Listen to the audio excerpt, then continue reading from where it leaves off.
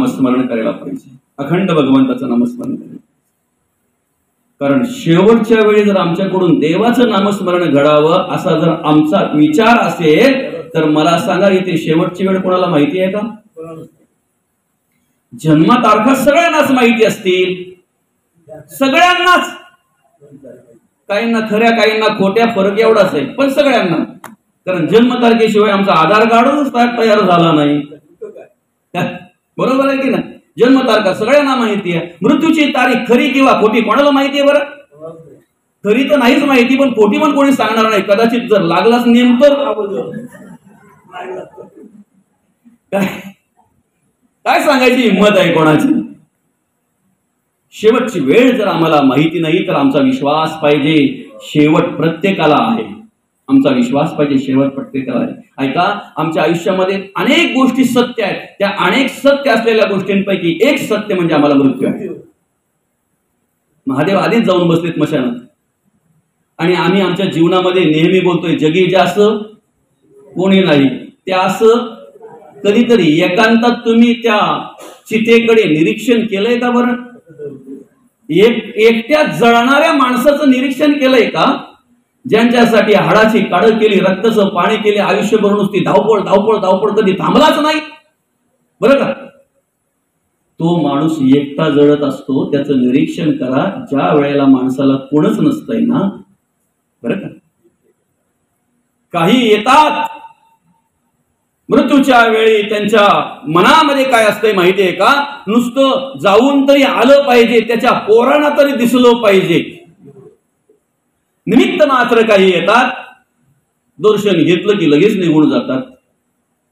काही थोडा वेळ थांबतात, काही घरापर्यंत असतात, काही गावाच्या शिवेपर्यंत असतात, काही विसाव्यापर्यंत असतात, काही स्मशानापर्यंत, तर काही अग्नी देईपर्यंत. पण एकदा अग्नी लागली ना दादा,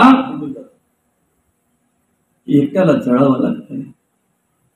त्या जळणाऱ्या माणसाचं निरीक्षण करा. त्या ठिकाणी तो माणूसच जळत नसतो, त्याच्या आशा अपेक्षा, आयुष्याचं केलेलं नियोजन सगळ्याची राखरांगोळी होत असते, सगळं भस्म होत असते त्या ठिकाणी. सगळं संपलेलं असतंय, सगळं संपलेलं असतं त्या ठिकाणी, बरं का? म्हणून महादेव आधीच जाऊन बसलेत. का बसलेत माहितीये का? ज्याला कोणच नाही ना तिथं आपल्याला महादेव आहे. महादेवाचं मंदिर आहे ते, महादेवाचं मंदिर आहे. आता मला शहरातल्या स्मशानभूमीचं काही एवढं विशेष माहिती नाही काका, बरं का? पण आपल्या गावाकडच्या स्मशानभूमी ज्या असतात ना, त्या एक बसण्यासाठी व्यवस्था वेगळी असते आणि माणूस अग्नी देण्यासाठी व्यवस्था वेगळी असते, बरं का? ज्या ठिकाणी आपण बसण्यासाठी व्यवस्था असते ना, तिथपर्यंत चप्पल ठीक आहे, बरोबर आहे ना काका? अग्नी जिथे देतो ना तिथे चप्पल नाही घालून जायचं. त्या कट्ट्यावर चढताना किंवा त्या स्मशानात जाताना चप्पल खाली काढायची आणि मग तिथे जायचं, थोडंसं स्मरण करायचं, ओम नमः शिवाय. इतर मंदिरात जाताना आपण देवाचं स्मरण करतो की नाही? तिथे जाताना सुद्धा भगवंताचं जोरात नका बोलू तुम्ही, नाही तर तुम्हाला लोक तिथे वेड्यात काढतील. कारण सगळ्या प्रकारची लोक असतात तिथे. मंदिरात तर एकाच प्रकारचे असतात, पण तिथं सगळ्या प्रकारचे असतात, बरं का? आणि मग एक देवाचं स्मरण त्या ठिकाणी करायचं, जायचं. आपण तिथे गेल्यानंतर एवढं स्मरण ठेवायचं, मला पण एक दिवस इथे यायचं, बरं का? तेवढं फक्त स्मरण ठेवायचं. आणि त्या जागेवर कोणी अतिक्रमण करत नाही. बाकी सगळ्या ठिकाणी अतिक्रमण करतील. आता मी सकाळी बघितलं ना बाबा, हनुमंताच्या मंदिराला एकाची पडवी लागली, अशी पत्रांची जी पडवी उतरवली त्यांनी, त्या हनुमंताच्या मंदिरावर पाणी गळतंय. आता तुम्ही सांगा, जर मंदिरावर याचं पाणी गळत असेल तर देव याच्यावर काय काय करेल बरं? एवढं तरी लक्षात ठेवलं पाहिजे ना माणसाने.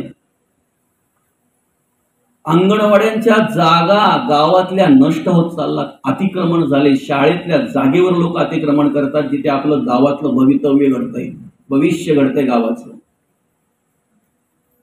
स्मशानभूमीच्या जागेवर अतिक्रमण करील कोणी? दिवसा थांबायला मुश्किल नाही. बरं असू द्या, फक्त एवढं स्मरणात ठेवलं पाहिजे की ठीक आहे. मग आम्ही काय केलं पाहिजे? तिथं भगवंताचं नामस्मरण केलं पाहिजे, नामचिंतन केलं पाहिजे अखंड, बरं का? आणि मग नामस्मरण केल्यानंतर काय होतंय तर दाशार्ह राजाने अखंड भगवंताचं नामचिंतन केल्यामुळे पापाचं भस्म करण्याचं सामर्थ्य नामस्मरणात आहे. सगळ्या प्रकारच्या पापाचं भस्म करण्याचं सामर्थ्य नामस्मरणाचं, सगळ्या प्रकारच्या. बरं का, भगवंताने 4 युग निर्माण केली, कृता, त्रेता, द्वापर आणि कली. कृताला सत्ययुग म्हटलं जात आहे. बरं का, सत्ययुग म्हटलं जात आहे कृताला. आणि त्यावेळेला कार्य असं होतं की जे पोटात ना तेच ओठात, म्हणून त्याचं नाव होतं सत्ययुग. आईला आई, ताईला ताई, दादाला दादा आणि बाबाला बाबा. धर्माचरण होतं, नीतीने लोक वागत होती, नीतीने जगत होती दादा. म्हणून त्या युगाला आयुष्य होतं 17,28,000 वर्ष सत्ययुगाचं आयुष्य आहे. 17,28,000 वर्ष सत्ययुगाचं आयुष्य आहे. बरं का, कंटाळा नाही आला ना? कारण फार फार 1 ते 1.5 तास प्रवचन. काकांनी सांगितलंय 3 तास म्हणजे सोडायचं नाही अजिबात. 3 तास म्हणजे जास्तच होतंय ना जरा. पण असू द्या, ओव्हरडोस घ्यायला काय हरकत आहे आपल्याला. आध्यात्मिक नाही का, बाकीच्या ठिकाणी जर आपण 3 तास एका जागेवर जर पिक्चर बघतो, बरं एक पिक्चर झाल्यावर परत बोलतो, एखादा दुसरा चांगला असेल तर लावा ना लगेच. बरं का, काय झालं बरं, येत नाही का आवाज त्याचा? येत आहे ना, ठीक आहे. आम्ही अखंड नामस्मरण करायचं आहे. बरं का, सत्ययुगाचं आयुष्य आहे 17,28,000 वर्ष सत्ययुगाचं आयुष्य आहे. कारण पूर्णपणे पुण्यकर्म आहे, धर्माचरण आहे, नीतीने वागणं, नीतीने जगणं आहे. म्हणून त्यावेळेला ध्यानाला महत्व होतं. कशाला महत्व होतं? ध्यानाला. त्रेतायुगामध्ये 25% पाप आलं, म्हणून त्या पापाचं हरण करण्यासाठी भगवान श्रीरामांना यावं लागलं, श्रीराम प्रभूंना यावं लागलं. भगवंताचं येणंच त्याच्यासाठी असतं. बरं का, भगवंताचं येणंच त्याच्यासाठी असतं. आणि म्हणून मग काय झालं, 25% पाप आल्यामुळे त्रेतायुगामध्ये 25% आयुष्य कमी केलं त्याचं. नाही काय, 12,96,000 वर्ष आयुष्य त्रेतायुगाचं. त्यावेळेला होम, हवन, यज्ञ, याग मोठ्या प्रमाणात चालायची. साधना होती ती त्रेतायुगात. द्वापार युगामध्ये 50-50 झाली. डायरेक्ट 50% पाप आणि 50% पुण्य, म्हणून 50% आयुष्य कमी केलं. 8,64,000 वर्ष आयुष्य द्वापार युगाचं. बरं का, कलियुग ज्या वेळेला ब्रह्मदेवाच्या पुढे आला की नाही, बरं का, अनेक पुराणांमध्ये त्याचा उल्लेख केलेला आहे, अनेक शास्त्रांमध्ये उल्लेख केलेला आहे, अनेक ग्रंथांमध्ये उल्लेख केलेला आहे. कलियुग कसा आलेला आहे ब्रह्मदेवाच्या पुढे, कलियुग कसा आलेला. अकराळ विकराळ रूप आहे त्याचं. एका हातात शिश्न आहे अर्थात लिंग आहे, आणि दुसऱ्या हातामध्ये जिव्हा आहे.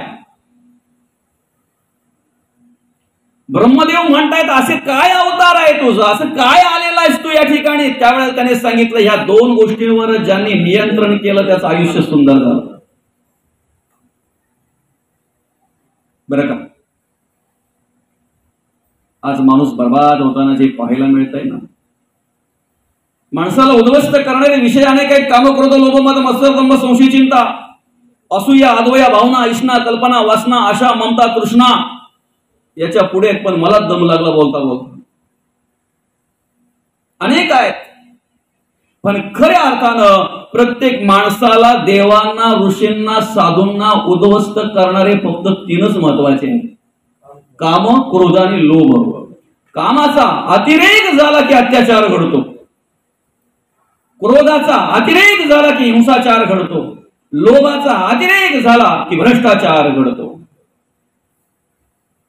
बरं का, आणि अशा प्रकारे त्या कलीचं तिथे येणं झालं. त्याने सांगितलं, बरं का, बकास सारखे संन्यासी जे आहेत ना, ते माझे फ्रेंड आहेत, मित्र आहेत. बरं का, बकासारखे संन्यासी म्हणजे समजतंय ना, एखादा बगला एखाद्या नदीच्या किनारी मस्तकी एक तंगडी उरकी करून उभा राहतो आणि त्या आजूबाजूच्या सगळ्या माशांना वाटतंय अरे बाप रे किती शांत किती भारी ना, आणि मग हळूच आले दर्शनाला की एखादी करवाली घेऊन पळून.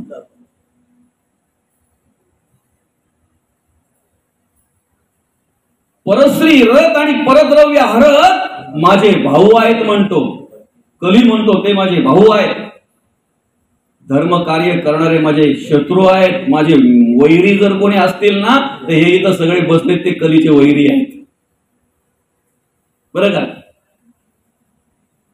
आणि अशा प्रकारे त्याचं ते सगळं आचरण, आता बरंच काय आहे ते आपल्याला सगळा वेळ निघून जाईल आपला त्याच्यामध्येच, बरं का. बरंच काही सांगितलंय त्याने, कशा प्रकारे वागणार, कशा प्रकारे जगणार. सत्यवाचा नाही मिळे खोट्याला न्याय, खऱ्याला फाशी, न्यार न्यार घडत या दर दिवशी. कलियुग आहे, बरं का. म्हणून त्याचं आयुष्य 25% आणलं. 4,32,000 वर्ष कलियुगाचं आयुष्य आहे. किती? 4,32,000 वर्ष आयुष्य कलियुगाचं आहे, बरं का. एकाने मला प्रश्न केला, असाच आपलं प्रवचन झाल्यानंतर काय वेगवेगळ्या प्रकारची माणसं असतात ना, आता मी काय मोठा ज्ञानी आहे का, माझ्या वया वर्षात बघा ना, आता माझं किती फार फार काय असून असेल, तुमच्या सारख्या सगळ्यांचं मार्गदर्शन आहे, सगळ्यांचा आशीर्वाद आहे, पांडुरंग परमात्म्याची कृपा आहे, महादेवांची कृपा आहे, म्हणून चाललंय आपलं काय. म्हणजे आल्यानंतर त्यांनी हात जोडले ना, मला विचारतायत म्हणे महाराज एक विचारू का. म्हटलं एक नाही 2 विचारा, पण विचारणा सारखं असेल तर विचारा काय. तेव्हा त्याने विचारलं म्हणे कलियुगाची किती वर्ष बाकी राहिल्यात बरं, कलियुगाचे किती वर्ष बाकी राहिल्यात बरं. आता मी विचार करायला लागलो की आता काय सांगावं. म्हटलो 4,32,000 आयुष्य आहे कलियुगाला, बरं का. इथे किती वर्ष कलियुगाची झाल्यात एवढं कोणी सांगेल का बरं. म्हणजे मी सांगतो ना मग राहिल्यात किती, लगेच इथलं इथे गणित करतो, लगेच सांगतो किती राहिल्यात ते, बरं का. पण त्याच्या पुढे आपण जाऊ चला. मग त्या काकांना विचारलं, काका तुमचं वय साधारणतः किती आहे. म्हणे 60 वर्ष आहे माझं, आता सध्या 60 रनिंग चालू आहे.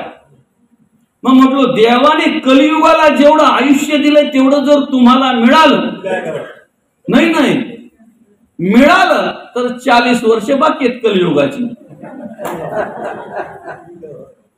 काय समजलं.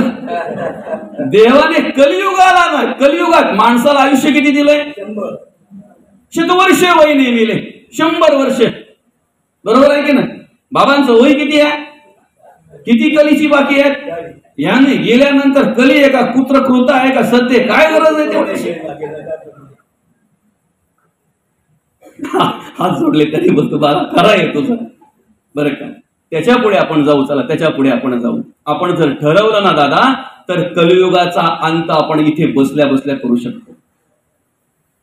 आपल्यासाठी, हा जगासाठी नाही, आपल्यासाठी कलियुगाचा अंत इथे बसल्या बसल्या करू शकतो.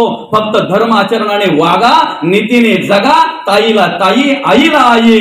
दुसऱ्याच्या धनीची अपेक्षा करू नका, समोरच्याला दुःख होईल, त्रास होईल, कोणाची निंदा करू नका. तुमच्यासाठी कलियुग आज इथे संपलेला आहे. सत्ययुगाला सुरुवात झालेली आहे, आता संपलेला आहे कलियुग. त्याच्यासाठीच हे प्रवचन आहे. हे प्रवचन कशासाठी आहे, त्याच्यासाठीच परिवर्तन घडावं म्हणून प्रवचन आहे, बरं का. आणि मग ज्या पद्धतीने त्या दाशार्ह राजाने नामस्मरण केलं ना, नामस्मरणातून काय होतंय माहिती आहे बघा. कलियुगामध्ये सर्वात सोपी आणि सर्वात साधी आणि सर्वात महत्वाची साधना जर कुठली सांगितली असेल ना तर कलियुगी उद्धार देवाची द्वारी उभा क्षणभरी तेणे मुक्ती 4 साधिल्या. हरी मुखे म्हणा पुण्याची गणना कोण करी.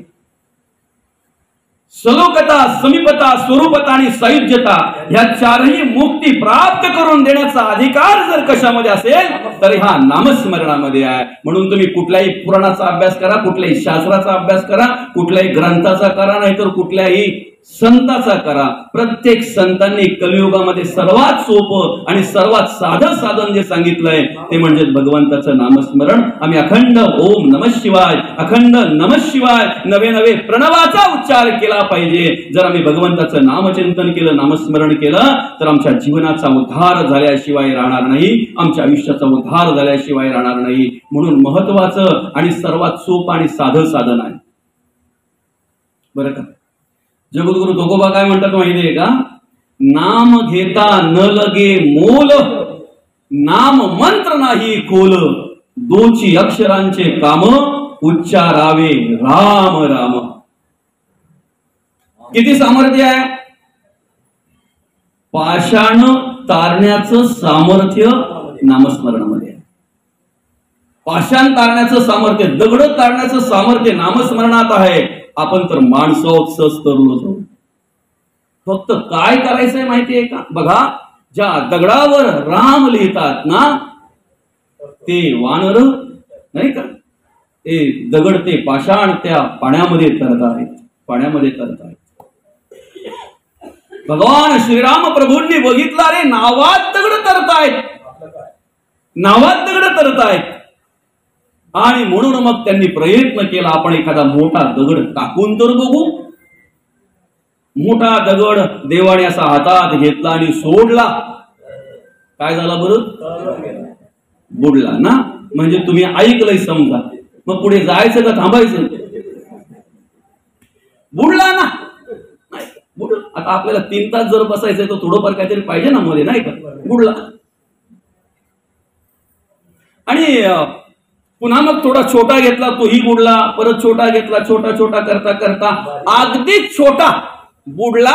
आणि मग मागे बघितलं तर हनुमंतराया दोन्ही हात जोडून उभे होते. हनुमंतरायांना विचारलं, तुम्ही केव्हा आलात? बरोबर, पहिला दगड बुडला तेव्हाच म्हणे. पण तेवढ्यात हनुमंतराया हात जोडून देवाला काय म्हणतात बघा, देवा तुमच्या नावाने दगड तरतात, तुमचं नामस्मरण करणारे दगड तरतात. ज्या दगडावर तुमचं नाव लिहिलं ना तो दगड तरतो. पण देवा ऐका ना, जो दगड तुमच्या हातातून सुटला ना त्याने किती जरी ठरवलं तरी तो पाण्यात तरणार नाही, तो बुडल्याशिवाय राहणार नाही. म्हणून देवाच्या हातात आम्हाला राहायचं आहे, आम्हाला देवाच्या हातात राहायचं आहे. नामस्मरण करता करता नाही, आम्ही स्मरण ठेवलं पाहिजे. आम्ही कोणाच्या हातात आहो बरं? देवाच्या. मुलगा जोपर्यंत आईच्या हातात असतो ना तोपर्यंत त्याला चिंता नसते, टेन्शन नसते त्याला. आहे का काही टेन्शन? तसं आम्ही जर अखंड देवाच्या हातात राहिलो ना तर आम्हाला सुद्धा कसली चिंता करायची गरज नाहीये. आम्ही अखंड काय केलं पाहिजे? भगवंताचं नामस्मरण केलं पाहिजे, नामचिंतन केलं पाहिजे. पुढे जाऊ आपण. जसं नामस्मरण केलं ना तसं दाशार राजाच्या अंगातून पापरूपी कावडे पळाले, काही भस्म झाले, काहींची पंख जळून गेली. अशा प्रकारे त्या ठिकाणी चित्र त्याला पाहायला मिळालं. बरं का, सगळ्या पापाचं भस्म करण्याचं सामर्थ्य ह्या नामस्मरणामध्ये, सगळ्या प्रकारच्या पापाचं. आमच्याकडे कुठलेही गुण असू द्या, कुठलेही विचार असू द्या, कुठलीही वासना असू द्या, बरं का, कुठल्याही प्रकारचे विचार आणि कुठल्याही प्रकारची वासना असू द्या, या कलियुगामध्ये जर तुमचा आमचा जर आपल्याला उद्धार करून घ्यायचा आहे ना तर त्यासाठी एकमेव उपाय आहे, भगवंताचं नामस्मरण करा. बरं, नामस्मरण कसं करा? खाईचं बैसोनी करा एक चित्त, आवडी अनंत आळवावा. नाही, आवडी अनंत आळवा. कधी करावं? काळ वेळ नाम उच्चारिता नाही, दोन्ही पक्ष पायी उद्धरती. किती करावं? रिकामा अर्ध घडी राहू नको, अर्ध घडी राहू नको. अखंड नामस्मरण केलं पाहिजे. अर्ध घडी पण रिकामा राहता कामा नये. बरं का, कितीही जरी पाप असेल ना तरी त्याचं भस्म झाल्याशिवाय राहत नाही खऱ्या अर्थानं. म्हणून आम्ही काय केलं पाहिजे? भगवंताचं नामस्मरण केलं पाहिजे. आणि आज आम्हाला कसं जगावं, कसं वागावं हे जर आम्हाला पाहायचं असेल, त्याचं ज्ञान जर आम्हाला प्राप्त करून घ्यायचं असेल तर त्यासाठी आम्ही काय केलं पाहिजे? श्रवण केलं पाहिजे. श्रवण ही नवविधा भक्तीची पहिली पायरी आहे. श्रवणापासून सुरुवात होते भक्तीला. बरं का, आम्हाला टाळ वाजवणं ही भक्ती आहे माहिती होतो. बरं का, इथे मृदुंग म्हणी काका बसलेत. मृदुंग वाजवणं ही भक्ती आहे हे आम्हाला माहिती होतं. पण श्रवणापासून भक्तीला सुरुवात होते. ऐकणं ही भक्ती आहे. ऐकण्यापासून भक्तीला सुरुवात होते बरं का. व्याधामध्ये जो परिवर्तन झाला ना दुसऱ्या अध्यायात तो ऐकूनच झालेला आहे बरं का. पारधी होता ना तो वेगवेगळ्या प्रकारचं तो हे करायचा ना, शिकारी करायचा. शिकारी करता करता करता करता नाही का अनेक प्राण्या पक्ष्यांची त्यांनी शिकार केली. आणि एकदा काय झालं, शिवरात्रीचा दिवस होता, तो निघाला शिकारीला. ज्या वेळेला तो एका जंगलामध्ये गेला ना त्यावेळेला त्या ठिकाणी त्याला असं मोठं शिवालय दिसलं. नुसतं शिवालय नाही दिसलं, असं शुभीकरण केलेलं रत्न जडित असं. आणि शिवरात्र म्हटल्यानंतर त्या दिवशी काही कमी असेल का बाबा तिथे, यात्रा मोठी नाही का. आम्हाला यात्रेत नाही अटकाचं बरं का. नाहीतर काही लोक यात्रेच्या दिवशी जातात पण यात्रेतच अटकून राहतात. आम्हाला यात्रेत नाही अटकायचं, आम्हाला शिवालयात जाऊन त्या लिंगाचं दर्शन घ्यायचं, आम्हाला त्या देवाचं दर्शन घ्यायचं, आम्हाला त्या देवाचं नामचिंतन करायचं. आणि त्या ठिकाणी त्याने ते बघितलं. रुद्रघोष सुरू होता त्या ठिकाणी, अभिषेक सुरू होता ते बघितलं. टाळ मृदुंगाचा आवाज त्याच्या कानावर पडला. अनेक भाविक भक्त येत आहेत, तिथे नामस्मरण करतायत. ओम नमः शिवाय मंत्राचा जप सुरू आहे. कोणी शिव शिव म्हणतंय, कोणी हर हर म्हणतंय. अशा प्रकारे ते त्याच्या कानावर पडायला लागलं. जे आमच्या कानावर पडतंय ना ते मन लगेच स्वीकारतंय. म्हणून आमच्या कानावर जेणेकरून संतांचेच विचार पडतील यासाठी आम्ही प्रयत्न केला पाहिजे.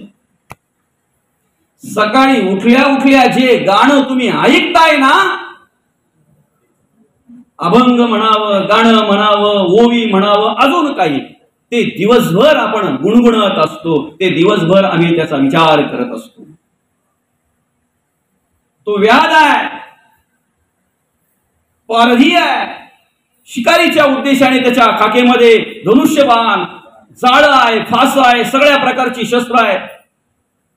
पण विशेष म्हणजे त्याच्या कानावर त्या वेळेला शिव शिव हर हर हे जसं पडलं ना तसा तो त्याच्या मुखामध्ये आपोआप नाम उच्चार सुरू झाला बरं का.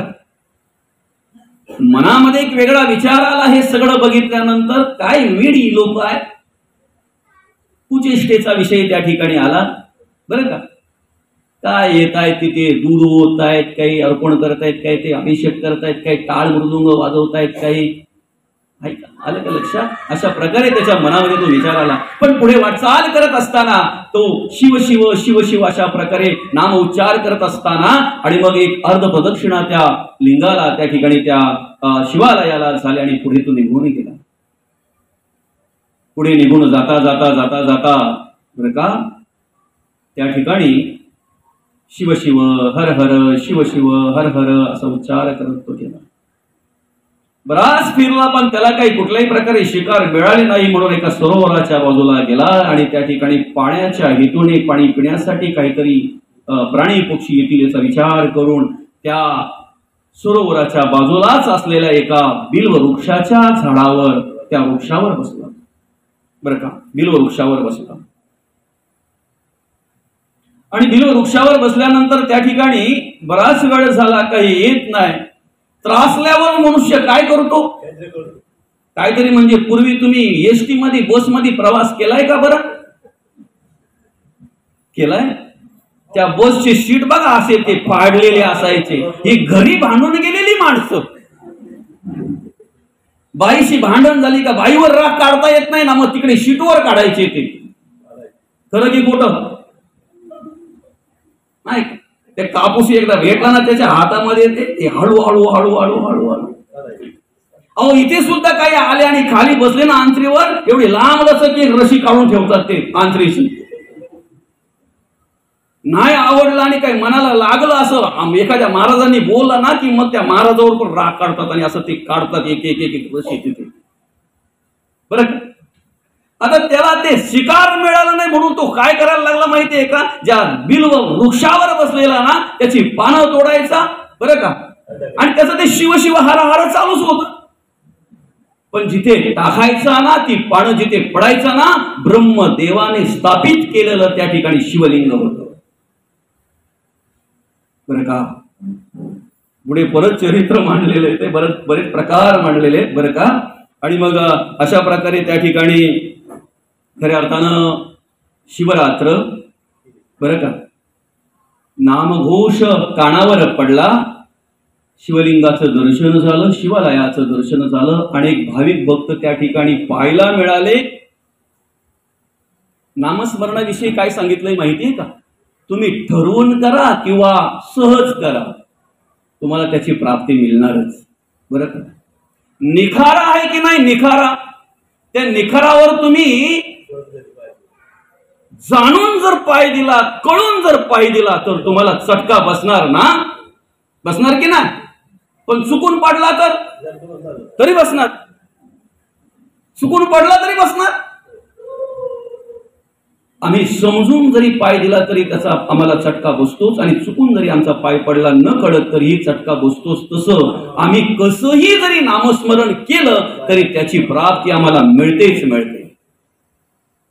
आणि म्हणून त्या ठिकाणी एकतर शिवरात्र, नामस्मरण घडलं, 10 नाही, 100 नाही, हजारो बिल्व वृक्ष त्या ठिकाणी ती त्या लिंगावर अर्पण केली, शिव शिव हर हर करता करता.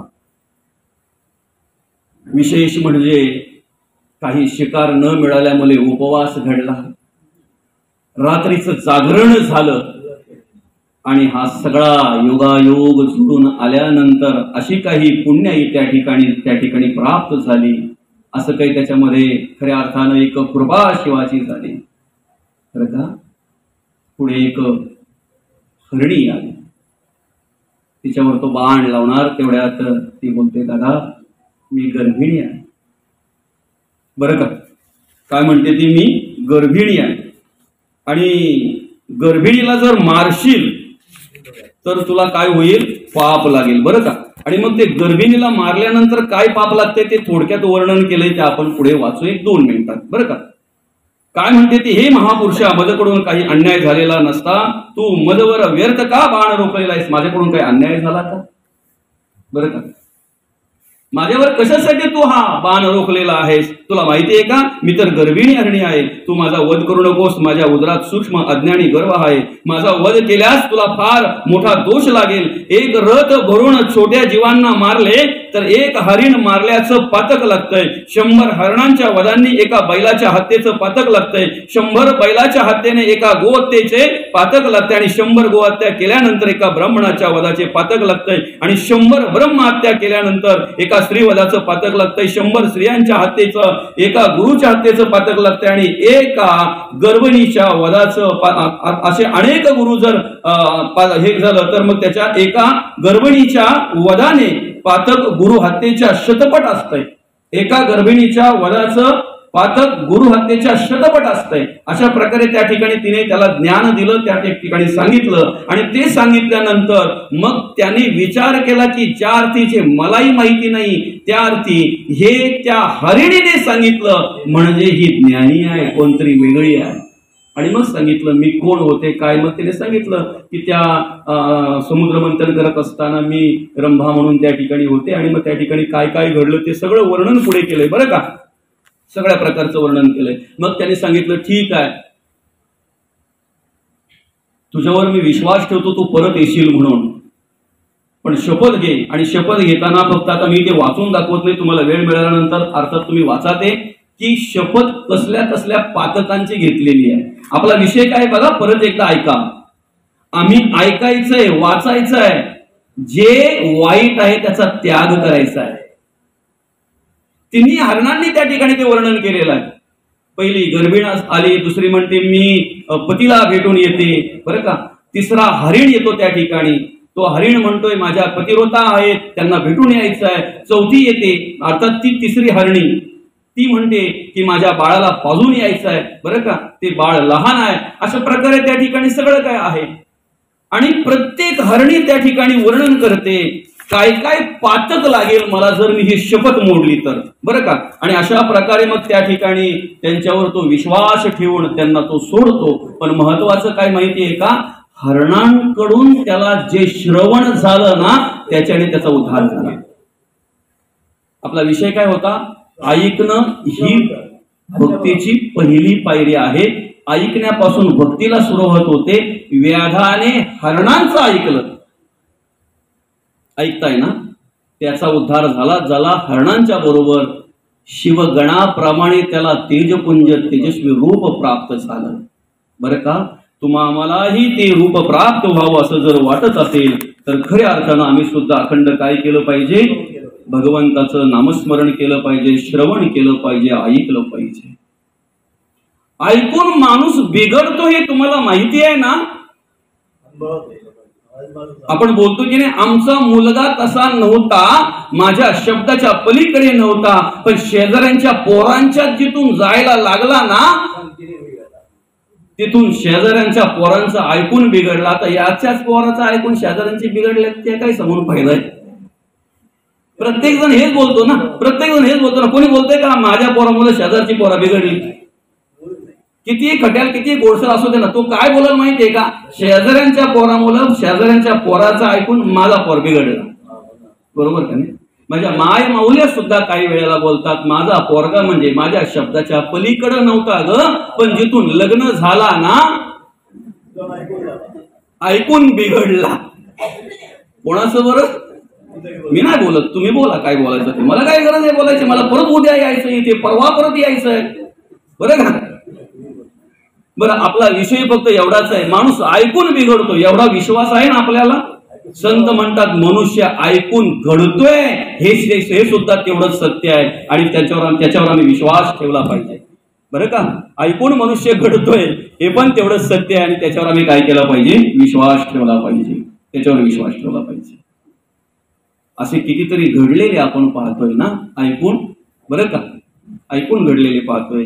म्हणून ऐकणं ही नवविधा भक्तीतली पहिली पाहिजे. श्रवण, कीर्तन, विष्णुस्मरण, पादसेवन, अर्चन, वंदन, दास्य सख्याने आत्मनिवेदन. बरं का, श्रवण कसं असावं?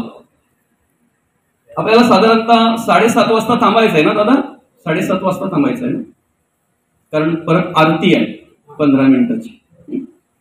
एक 7-8 मिनिटात आपण थांबू, कारण बसण्याची पण कॅपॅसिटी असते ना. नाही, आपण जरी म्हटलो 3 तास तरी तेवढं नाही. आता भगवंताच्या चरणी मी प्रार्थना केली, तुम्ही 5 तास सांगितलं तरी मला फरक पडणार नाही, कारण माझं आहेच काय तिथे. त्याला सांभाळायचं तो सांभाळ. बरं का, आपण श्रवण करूया, ठीक आहे. 7-8 मिनिटात आपण थांबूया. बरं का, श्रवणाची भूमिका जी आहे ना ती वेगवेगळी आहे, ऐकण्याची भूमिका वेगवेगळी आहे. पारध्याने ऐकलं, हरण सांगतायत, पण अंतःकरणपूर्वक ऐकलं.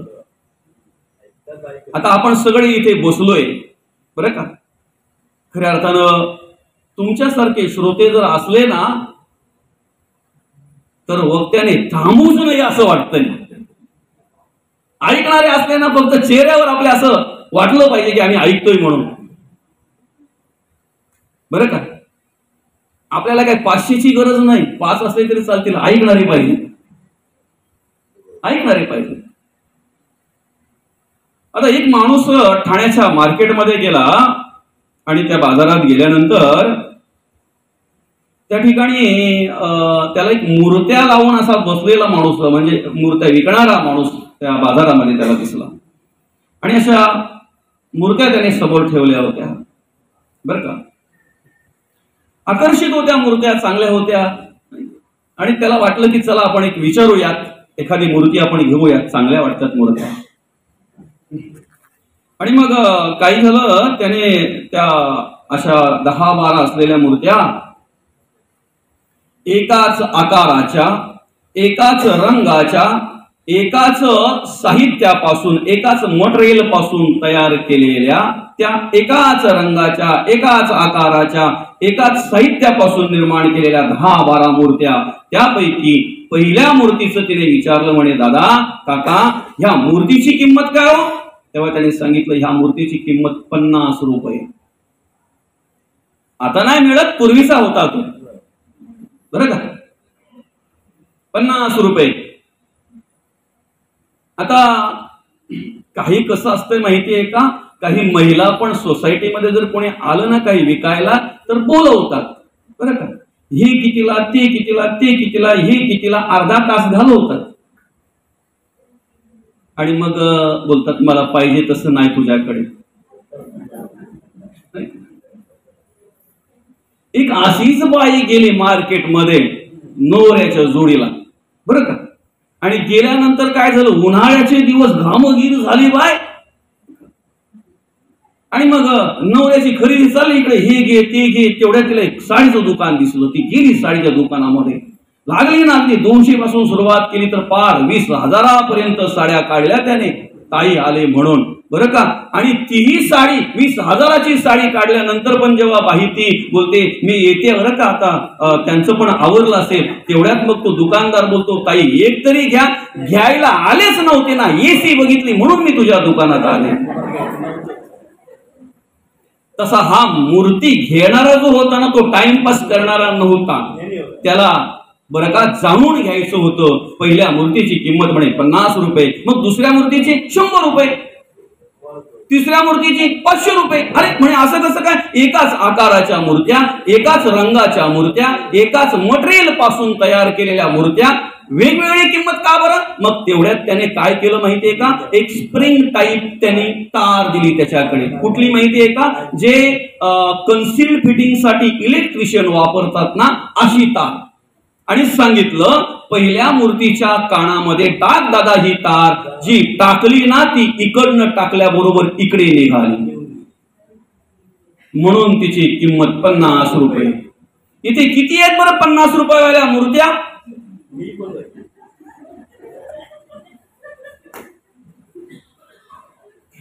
बरं का.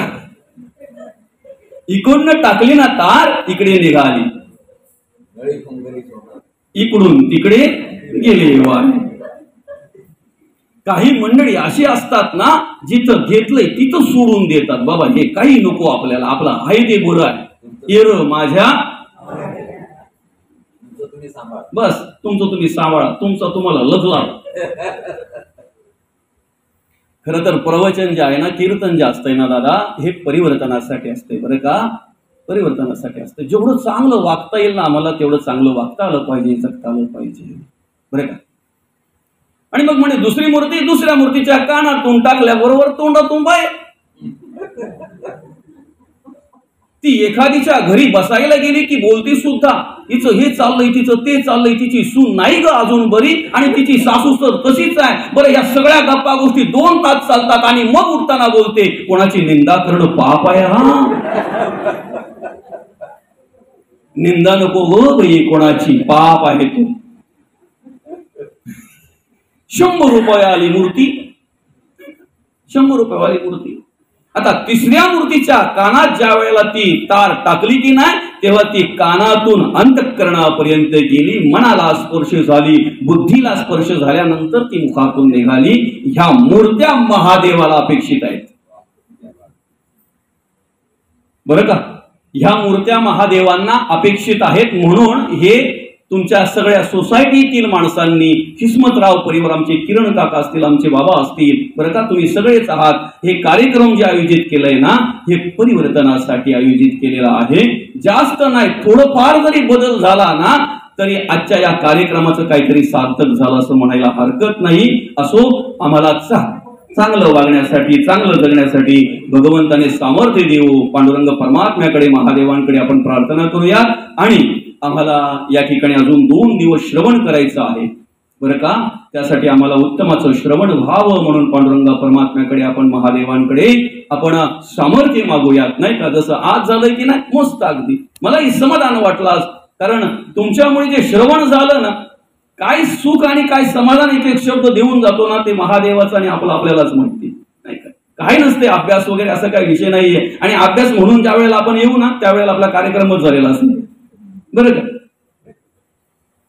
आणि यालाच प्रवचन म्हणतात, जे आपला संवाद जो असतो की नाही, त्याला प्रवचन म्हणतात.